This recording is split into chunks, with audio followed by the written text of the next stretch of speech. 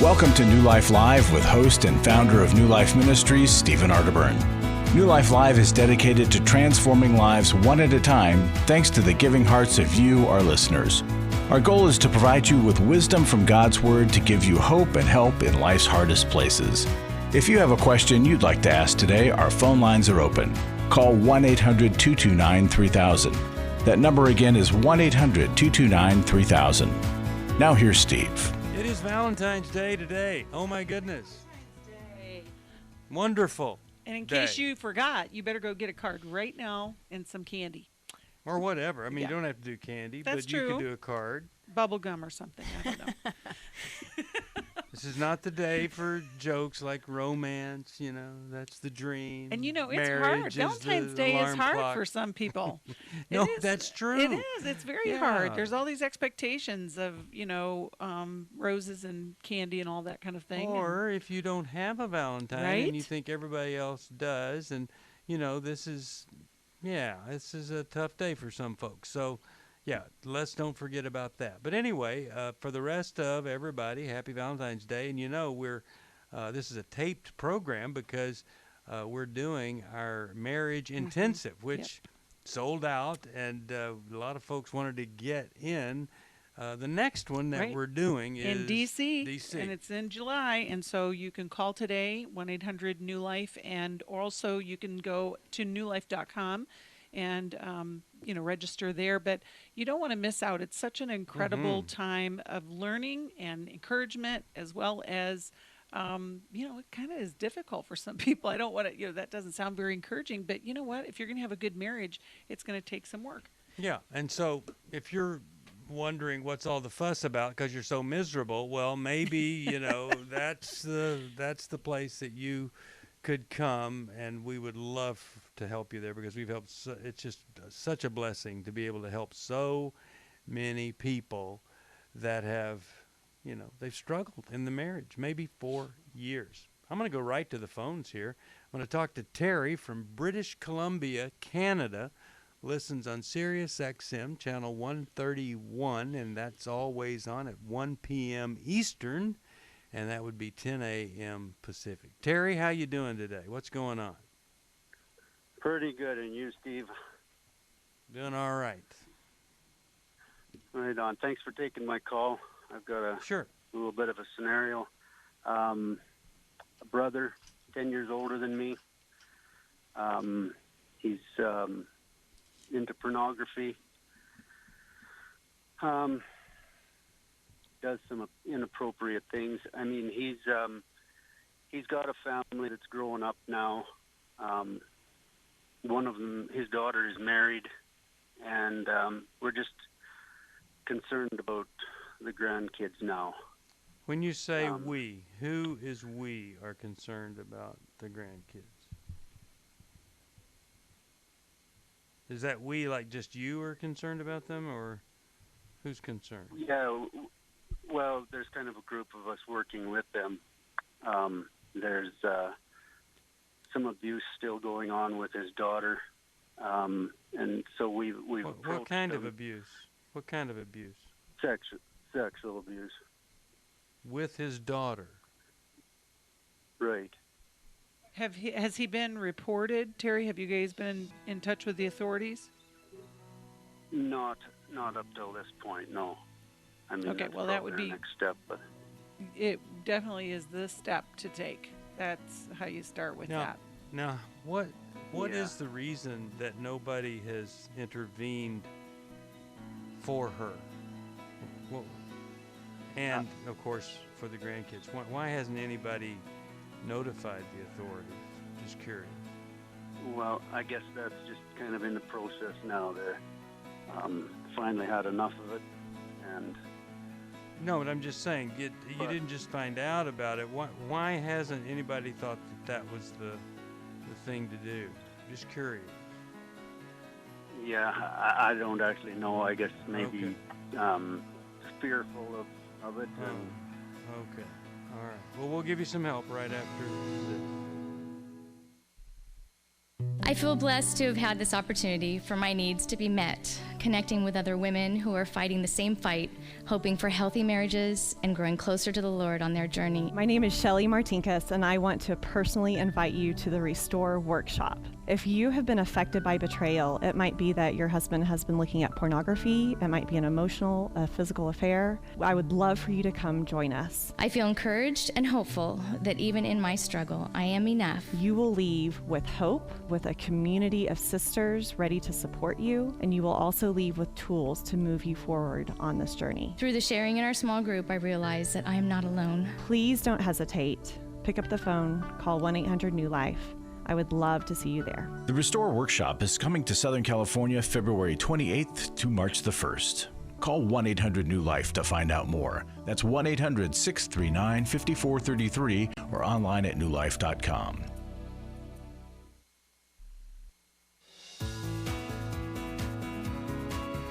To find out more information about New Life or to order any of the resources mentioned on today's program, call 1-800-NEW-LIFE.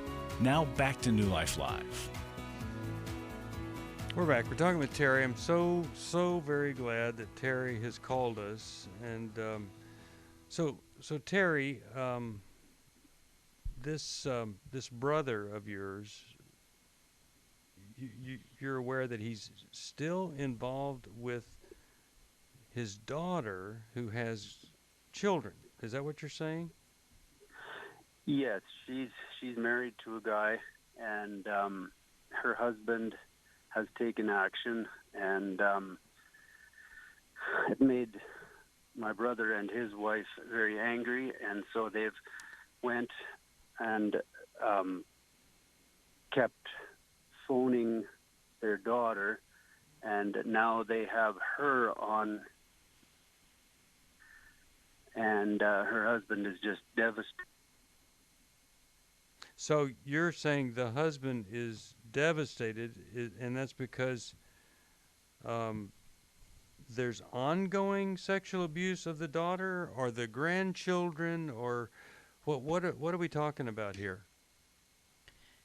But Terry, as you bring up fear of what might happen if you report, I can actually understand that. It's not uncommon to be afraid of what will happen if the authorities are brought into the picture, especially if for whatever reason this adult daughter is not acting against her father possibly. But such strange dynamics can come into play when there has been sexual abuse from a parent to a child, and there can be something called learned helplessness that occurs, where the victim can't even act against the perpetrator, can't act on her own behalf to protect herself, and possibly has lost the power to be able to protect her own children. And sexual abuse is so insidious, it tends to be passed. The perpetration of it tends to be passed from one generation to the next. So it's when people like you, Terry, need to stand up and do for the victim what she possibly cannot do for herself. And there are consequences that you may have to face as his brother. You may have to face his anger or the anger of the family, and he will have to face the legal consequences of his action. But especially with these innocent grandchildren now vulnerable to him perpetrating against them, you needed to be one of the people to stand up for protection, and I'm so glad to hear you've had enough, but we need to act quickly to be able to stop this kind of perpetration, this abuse in its tracks. What do you think about that? Well, I see that he has hung up. You know, one of the hardest parts is to do the right thing sometimes. Like you just said, Alice, they get into systems where this is just what we put up with. And actually, when he started the call, he said that his brother had been in to some inappropriate things. So even the language, like this is not inappropriate. This is just flat out wrong. And after counseling with so many people who have been victims of childhood sexual molestation and abuse, you want somebody to be their champion. You want somebody to do the right thing, report it, stand up for them, so that it doesn't continue. And he has every right to be concerned about grandchildren or anybody else. And it doesn't matter that he's mad. You still have to do the right thing. And I'm hoping that the son-in-law, because it sounds like he already is, reporting that. But if anyone's listening now that knows of something that is happening, please do the right thing. Call your local authorities. They will take care of it. It won't be like, the sheriff comes in and You can call anonymously. yes, you can. You can call anonymously, and then they just go check it out. And, if somebody gets mad, I would rather risk the adult being mad than the child to be victimized again. Yeah. Becky, you and I were, before the program, we were talking about a war hero and who was willing to risk his life because other people needed it. Yes. And when asked, why are you here, one of the gentlemen that he was trying to rescue said, because you're here. Right. Well, why should we, like a warrior, and it is a war. Satan is at war. And boy, anytime he can kill a child or destroy a child, he feels like the victory is his.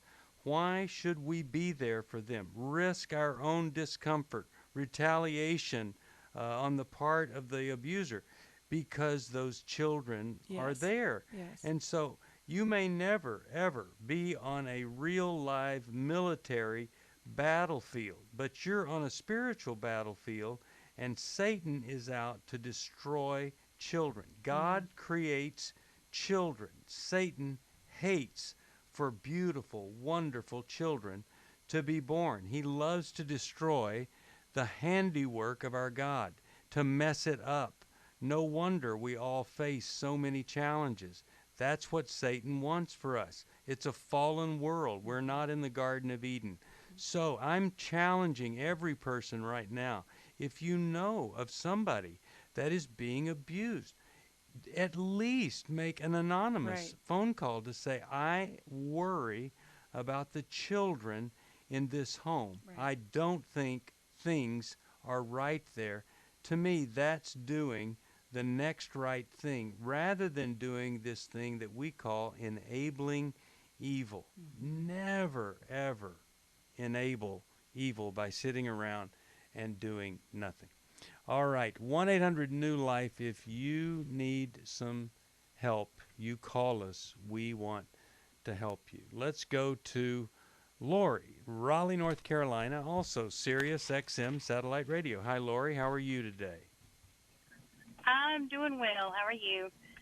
Doing okay. What's going on? Can you?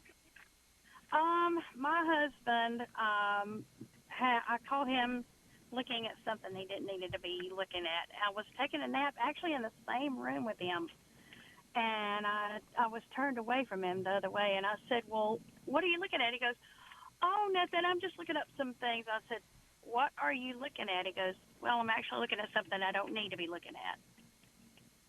And I just said, well, do you not know how that makes me feel? It doesn't help my self-esteem whatsoever. I even mentioned that to him this morning. I said, it doesn't help my self-esteem knowing that you're...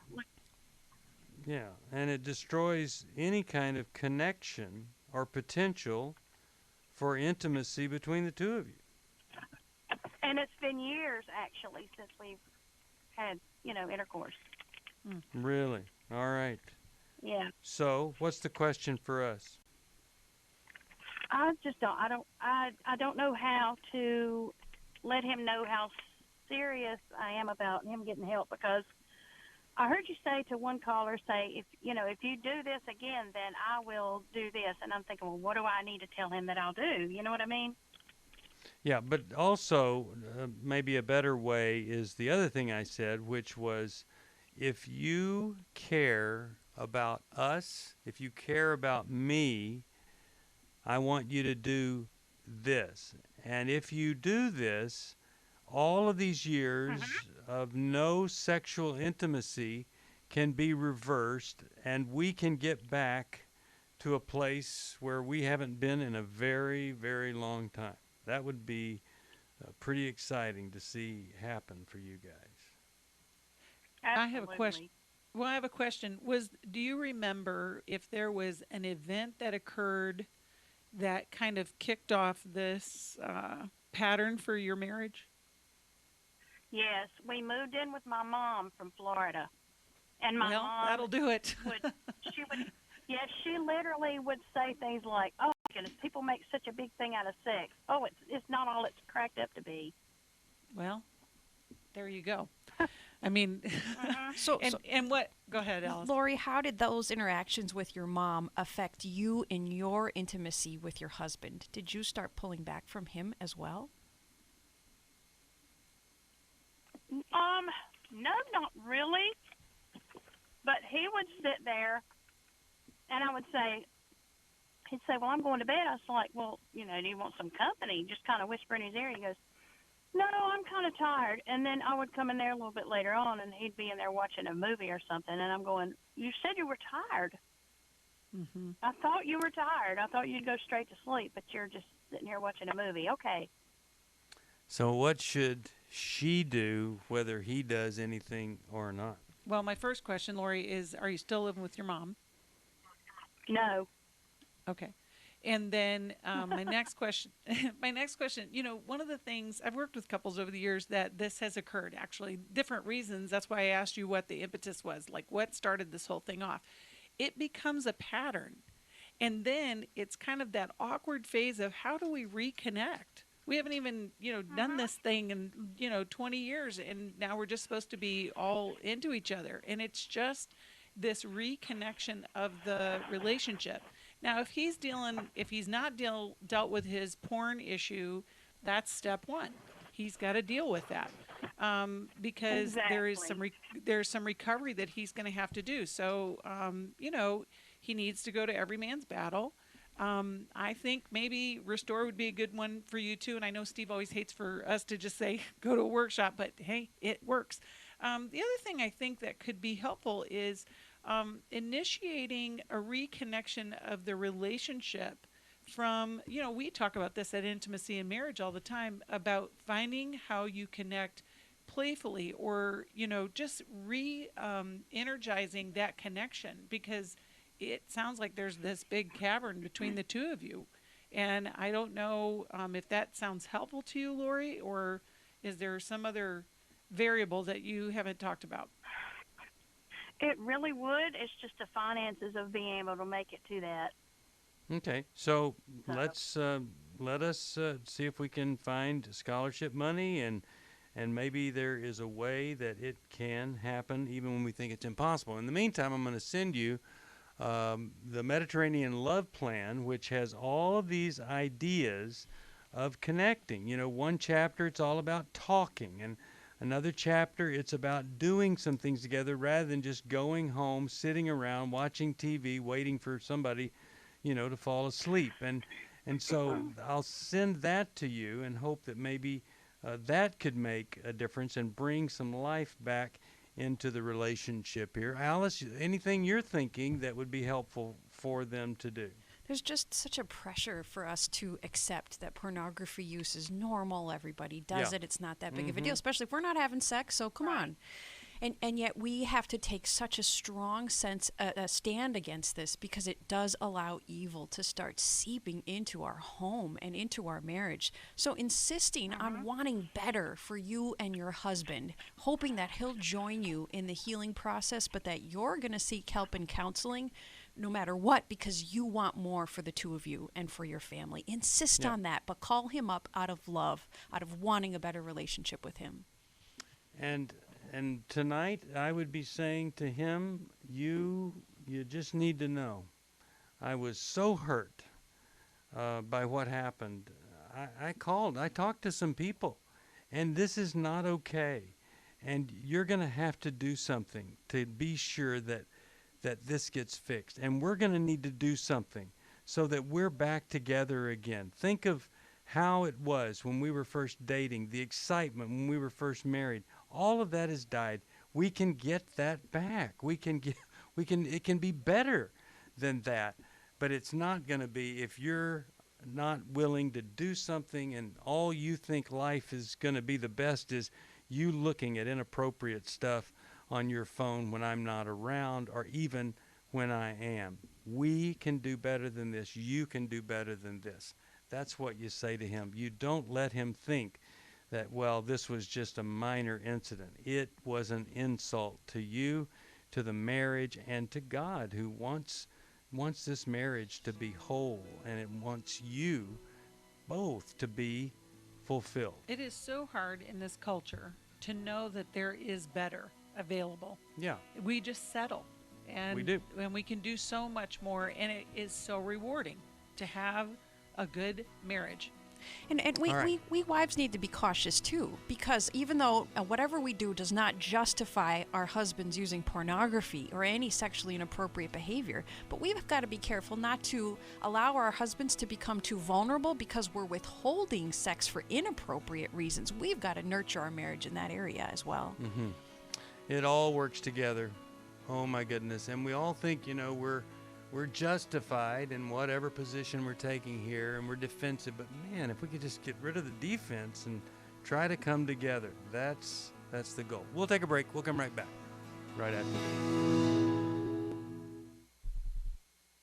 My wife had found me out and came home one weekend. She had revealed my secret. The only reason I was sorry at that time is because I had been caught. I had had the Every Man's Battle book for years, and pulled that book out that weekend and found the phone number on the back and called it, and then a week later I was at Every Man's Battle. It really gave me the start I needed for my recovery. I never had had that opportunity to sit down with guys I didn't even know and totally open up. The good thing was I was opening up to guys I didn't even know. So why did I care? Just lay it all out on the table. I have nothing to lose. You need to check it out. At least go online, check out what it's about, and take the chance and go do it. If you're struggling, call us. There are people on the other end of the line who want to hear from you, who want to help you. We don't want you to go on struggling, but you got to take that first step. Just give us a call. It's 1-800-639-5433. It's 1-800-NEW-LIFE. I was really living a very anxiety-filled life.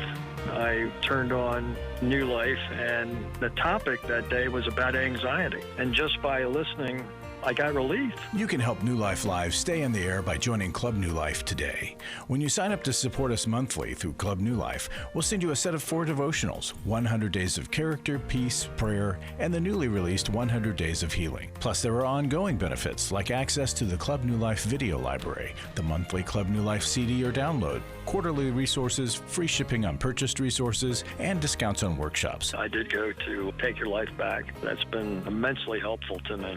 That's why I continue to support the ministry with the hope that not only am I helping my own situation, that I'm helping others as well. Support Club New Life, and together we can help hurting people find help and hope in life's hardest places. Call 1-800-639-5433 to join Club New Life today.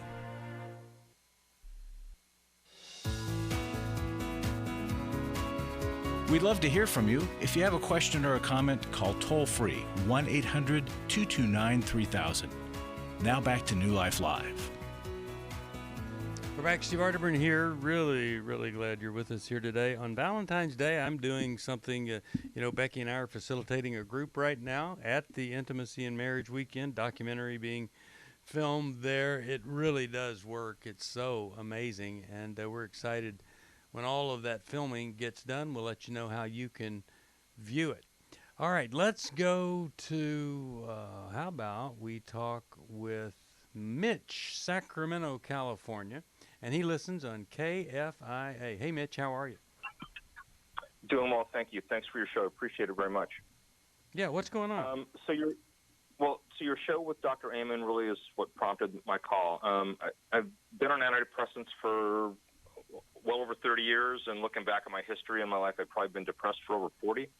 And my physical, a couple months ago, I asked my physician if I was at risk for dementia or Alzheimer's because of long-term antidepressant use, and he said that there's really no evidence that points to that.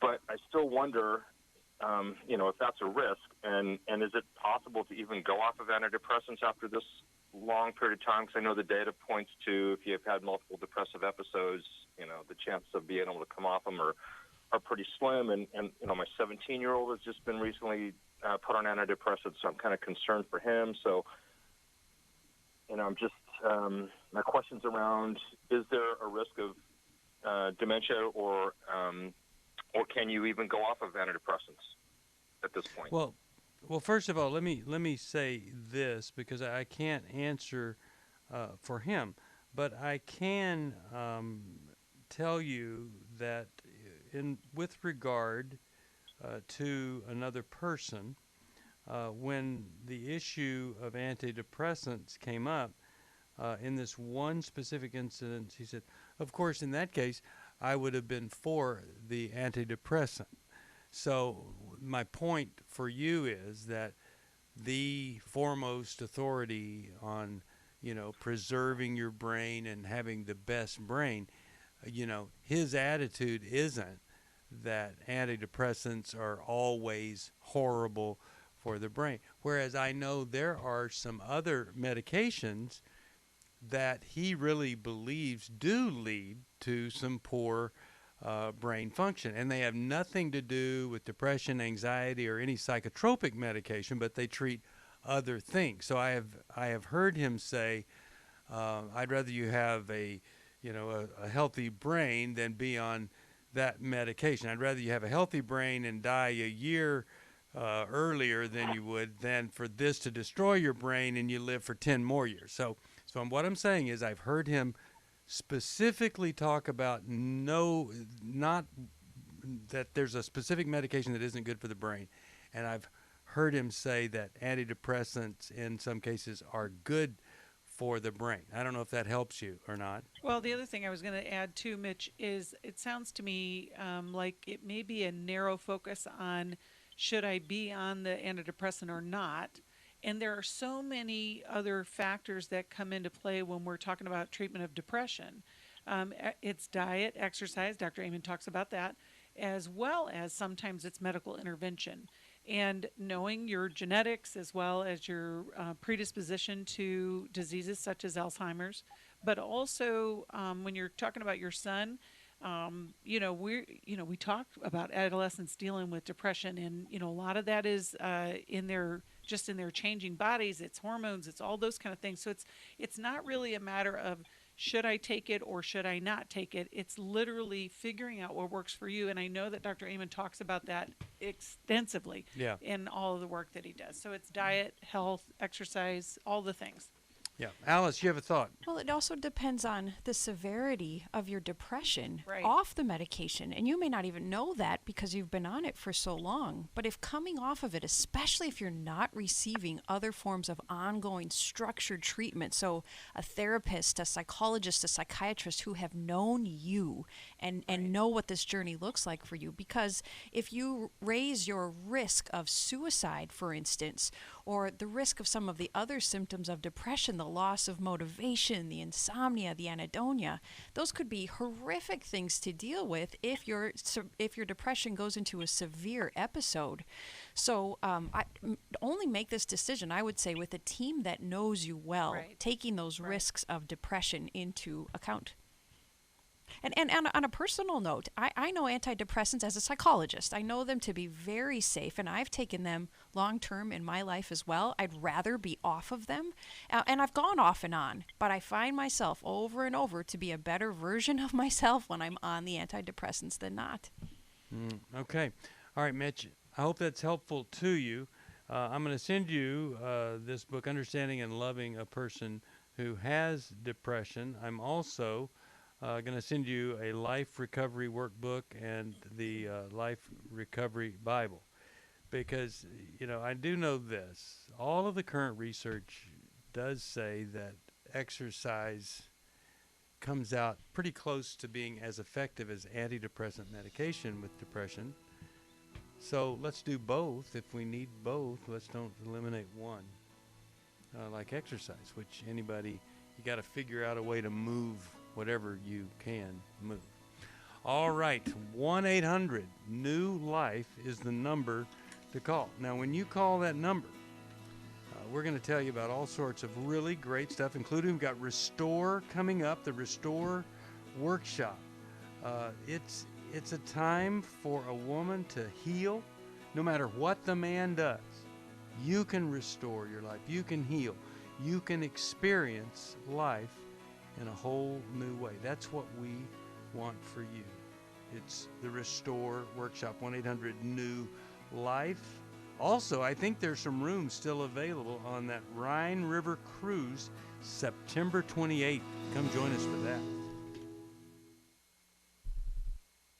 For most of my life, I've been dealing with an opiate addiction. Why is opioid addiction quickly becoming one of our nation's biggest killers? Maybe it's because it isn't only those who are addicted who are in denial. We did what I see so many parents do, is it can't be an addiction. There's something medically wrong. It's impossible to solve a problem when you don't know what you're up against, and families will try to find any explanation except the one that will put them on the right path. Alcoholism and drug addiction is a family disease. It doesn't affect just the individual. If someone you love is abusing painkillers, know what you're up against. It's time to admit it's addiction and seek treatment. Call us today at 1-800-NEW-LIFE. We have Christ-centered partner treatment centers around the country. Call 1-800-639-5433 or visit us online at newlife.com. We just made a decision. We will do whatever it takes. 1-800-NEW-LIFE.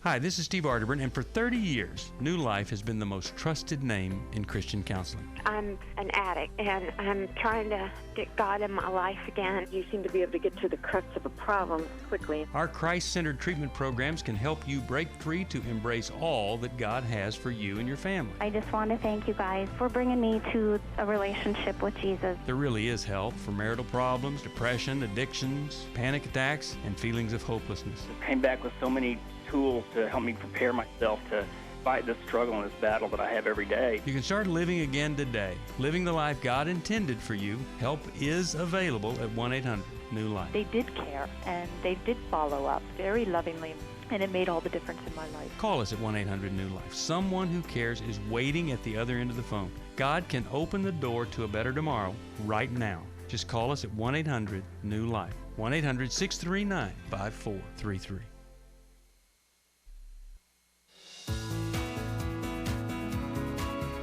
We're glad you joined us for New Life Live. To be a part of the program, call 1-800-229-3000. Now back to New Life Live. We're back. Steve Arterburn here. Larry Sonnenberg's in the studio. And Larry, I tell you, we do a lot of stuff here. We're talking about being Valentine's Day.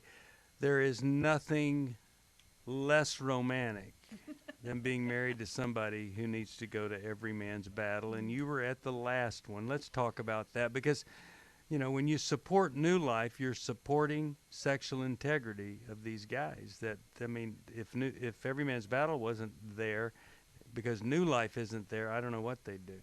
Steve, there's two things about Every Man's Battle that just I love. One is that guys walk away getting something different than what they thought they were going to get when they get there. And I ask them that. I mean, I talk about that early in the thing. I challenge them and say, you're going to get something different. And at the end, I ask, how many got something different? 90% of the hands go up. But one of the things that a lot of them get, and I don't think it's the different part as much, but they get reconnected to God. They find themselves in a situation, and we do an exercise on Saturday night that kind of blows them out of the water, and they find that God loves them, that they didn't do anything so bad or nothing happened to them so bad, that God doesn't want them, and He's been there the whole time. And I love on their surveys and things when they say, I reconnected with God. I understand that God loves me. And that's just phenomenal, let alone just the sexual addiction side of it, and then learning what intimacy is about. It's fabulous. And guys give word and testimony to that every time. If I would have been prepared, I would have found, I don't know if he turned it in, a guy read a testimony about what I was before and what I was after. It was about 10 different things that he said before and after, and it was really moving. But I'd also like to real quickly mention the Restore Workshop, which is the other part of the whole experience for couples. Yeah. And because it's a week away. And when you're given to New Life Ministries, you are given to help men find their sexual integrity. You're helping women deal with the pain of betrayal and so many other things. But those are just two of the things. And this is what a lady wrote at the end of the last her workshop at Restore. I was not excited to come here. I have so much social anxiety and dreaded having to talk with strangers in general, let alone about my deepest, darkest pain. I love these women in my small group, and I wish I could bring them all home with me. For the first time since my life crumbled into pieces, I feel validated and understood. Words cannot express how truly amazing that feels. I've had lots of his lies ingrained in my brain, and this has shown me that there are so many more that I thought there were. I need to work them out, but I'm excited to have God help me get through these things. So one of my favorite things about that is I've seen that evidenced at the Restore Workshop, that women come in on Friday and they're fearful because they don't know, and their trust has been broken, but they quickly find that they are supported, that they're going to find relief for a lot of their pain, and they're going to begin to have a plan moving forward. And I just appreciate all of those who are part of Club New Life and our donors who help us help people find their new life. And if you're one of those women that is not excited to attend, I want you to think about what this lady said. She didn't want to come. She had anxiety. She was dreaded to talking with people, especially strangers. And then she walks out of it feeling all kinds of hope and eagerness to deal with the problems and pain she's had. Well, they're strengthened. Yeah. You know, they know that it's going to be difficult, but they're able to do whatever they need to do to find the restoration process for their lives, for their marriage. And, you know, if you've never been a part of anything we've done like this, it's so comfortable. You'll just be shocked at how well it will go for you. But you'll also know that if you don't do anything, if you don't take a little bit of a risk, nothing is going to change. And all of you who maybe you don't need a workshop, but you could help us get other people to those workshops, you call us and support us at 1-800-NEW-LIFE, please. God bless you for that. Let's go back to the phones. And how about we talk with Livia? Orlando, Florida is where she's calling from. Hi, how you doing? What's going on? Hello. Hi. Yes, I'm calling in regards. Hello. I'm calling in regards. I've been married to my husband going on 28 years, and we've been separated for 13 years. We've been separated on and off. Oh, wow. And wow. And when I did meet him, he had just joined the service, and he did the Desert Storm. And when he came back from war, he was a changed man. It wasn't the same man that I had married. Really? Did he ever get any help for that at all? Yes. To this day, he goes to the VA hospital and he does receive the help. But I'm thinking that that's not helping because he comes home and then he just disappears. That's so sad. Like right now, go ahead. Yeah, like right now, we're currently not together. We're not living together. Even though we are married, we're not living together. Well, what's the big question for us? How could we help you? Yeah, my question is, we used to go to church in the past, and then we stopped going to church because I guess he wasn't a true believer. And then just last year, he told me that he became a born-again Christian. And then he came back home, and this past December, he came back home, and I was like, okay, great, let's start going to church together. But then he decided he wasn't going to go, even though I was saying I wanted to go with him, go as a couple. And Livia, when you say he disappears, he literally leaves your home for days or more, and you don't know where he is or what he's doing? Yes, exactly. And he's done that multiple times over the years. Yes, he has. He's done that on and off for the past 13 years. Is he using any drugs, any alcohol, anything like that? He drinks on and off, but he doesn't do any kind of drugs. It does sound like what an alcoholic would do, just to escape and get away. And what kind of support do you have, Livia? To be honest with you, I'm going to start counseling next week. I'm going to be going to a counselor. because I was hoping that he would come with me to a counselor, but like I said, he ran away. So, and I call and I text him, and he does not respond, to any of it. My heart goes out. To both of us. Thank you. I just want to know what I should do because I'm really lost right now.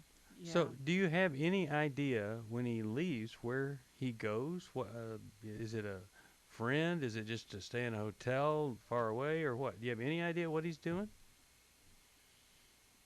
Oh, well, I'm thinking he's not with a friend. I guess he's with people that know people. He doesn't really say where he's at. He doesn't say. Okay. It's not like if so I can hard. go and talk to him. Well, the hard part is, too, because of his military experience, it's really hard. It changes the way that the brain is working. Sounds like he's gotten some help. And unfortunately, it is so difficult for some folks. And my heart goes out to both of you. And Livy, I think the next step for you, like you're doing, is going to a counselor. I think that's a great idea. And I think, part of this going forward will be to kind of have some sort of resolution of how we're going to do this. You guys have been doing this a long time. Sure have. And, it's just hard to understand why things are the way they are. But I don't know that you can make sense out of what his experience has been in the military. Alice, you were going to say something. Well, Olivia, it brings to mind for me that in PTSD there can be different levels of dissociation where a person disappears inside themselves, inside their own mind. It seems like they're not cognitively or emotionally present. But there are also there are things called fugue states where people do actually leave and they're sort of lost in their own world and wherever it is that they go on the inside and on the outside. And it's a possibility that that's part of your husband's post-traumatic stress disorder. So you would want to try to get in touch with the VA to see if you can speak with the people that have counseled him. Now, you'll need his permission to be able to do that. When he returns, I'd ask for that permission and even insist on it. I'm worried for you and your safety, not knowing what he does and what he brings back to your home when he returns. So part of your counseling, as painful as this might be, will have to be strategizing how to protect yourself until you know what's going on, because your heart, possibly your body, may be in some risk or at some danger, not knowing what your husband is doing when he's gone. And so often in our compassion, we try to move slowly, and we try to understand. We believe it's going to get better, and some of these things, they just don't get better. And so if he could see a return to that compassion there, maybe he would be open to some help. She said, we need to talk. She's asked me for the first time if I would consider myself a sex addict. I thought it was just about admitting the things that I had done wrong. I never had a clue that it was about redeeming our story. I thought it was just about coming clean on what I had done. I had no idea how to help her with her pain. She was a mess, I was a mess, and we got divorced. Going to EMB, surrounding myself with these other men, they accepted me for who I was and what I had done, but they challenged me to step up and do better. They'll be around other men who are not just pointing the finger, but willing to get in and wade through it with them, get in the trenches. They'll get hope from this workshop. Take my sweet wife and my story. We were divorced, remarried, and on our way to what I think will be the sweetest years of our lives. It's no longer simply about surviving. For the first time ever, we're thriving, we're enjoying where we're at. Hey, listen, if you're struggling, we want to see you at the workshop. Give us a call, 1-800-NEW-LIFE. Hi, this is Steve Arterburn, and for 30 years, New Life has been the most trusted name in Christian counseling. Your ministry has saved my life. If you struggle with emotional hurt, family or marriage problems, the pit of depression, or the pain of addictions, we can help. I'm down 100 pounds now from what I was. You guys are awesome. You're a blessing to America. Our treatment programs provide clinically appropriate solutions from licensed professionals, all in a biblical framework. I have had problems with alcohol. I think God has ordained this place to be His. You don't have to be a prisoner of your pain. Help is available at 1-800-NEW-LIFE. She tells me that I'm a new man, and I feel like a new man. It worked for me, and it can work for them too. This time it is different. If you're ready to take the first step toward genuine spiritual and emotional healing, please call us today at 1-800-NEW-LIFE. God can open the door to a better tomorrow right now. Call 1-800-NEW-LIFE. That's 1-800-639-5433.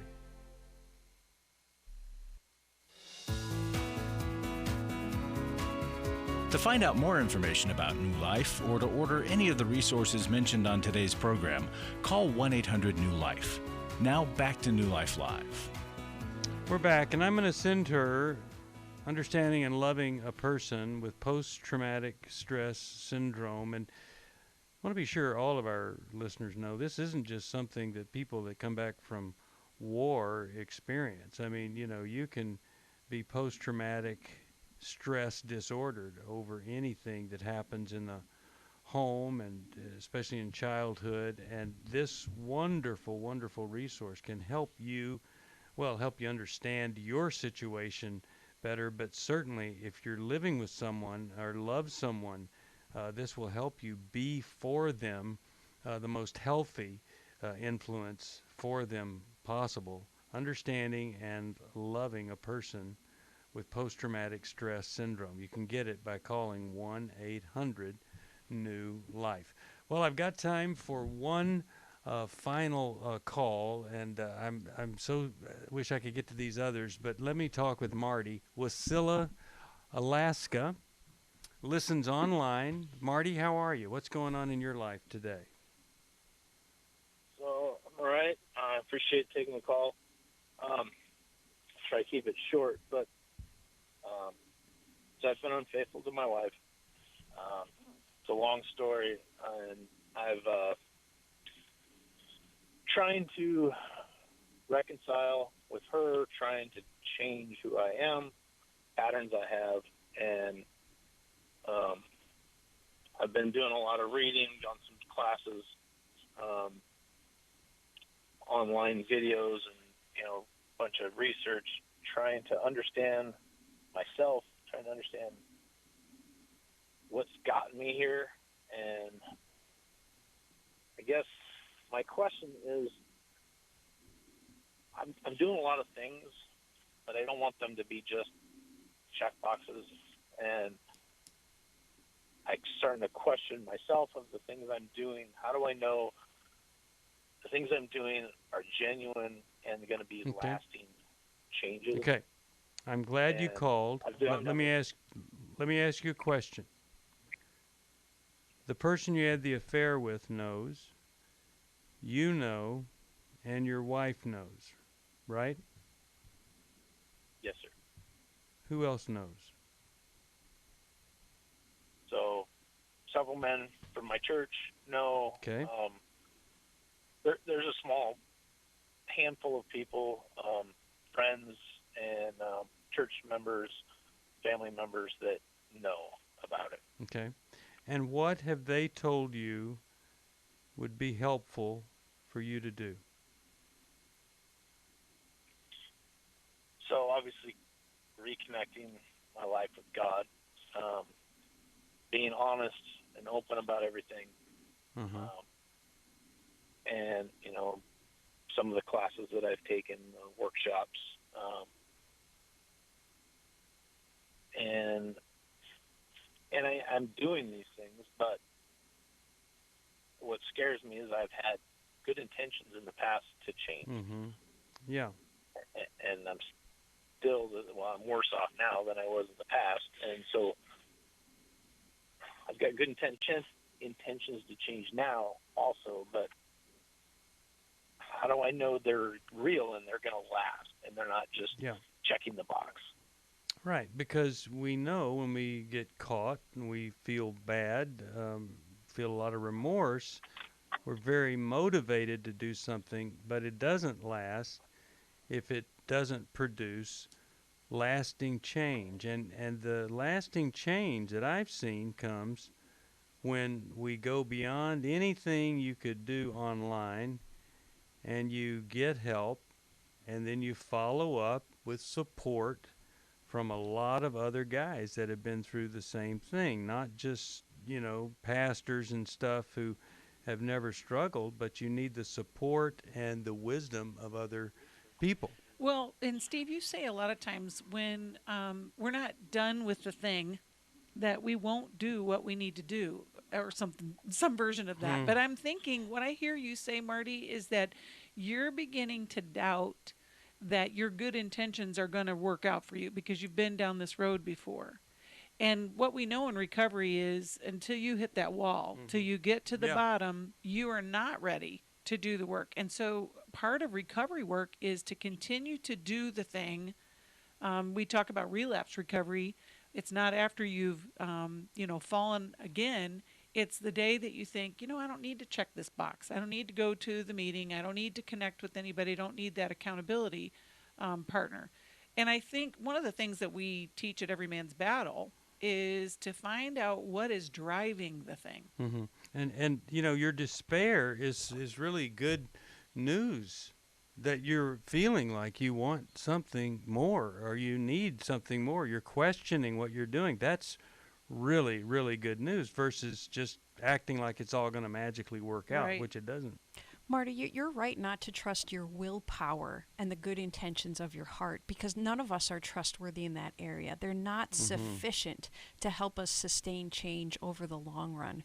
And as Steve was pointing out, you sound like you're heavy on the information gathering. You're learning a lot of good things, but I wonder if you're submitting yourself enough to authority, to relationship, to accountability. You may need to be checking in with those good men at your church on a daily basis for now, because your willpower is not sufficient to keep you on the right track. But what you have, Marty, is humility, because you're willing to admit that you're on shaky ground, and that willingness is what will allow those men and God to come in and help you where you hit up against your insufficiency.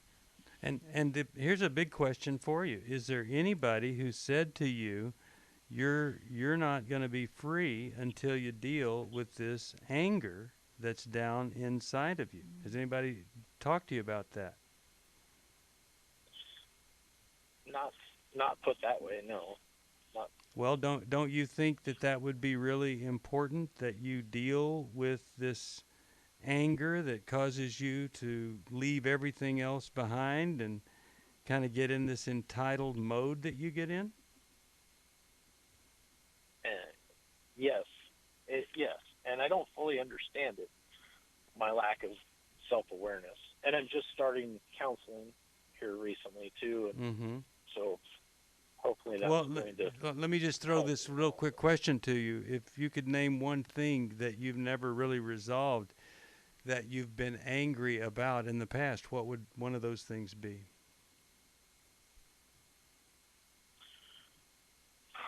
That's a good question. I don't know how to answer that. I don't know off the top of my head. I don't know what I'm angry about or have been angry about. Did you have a great relationship with Dad?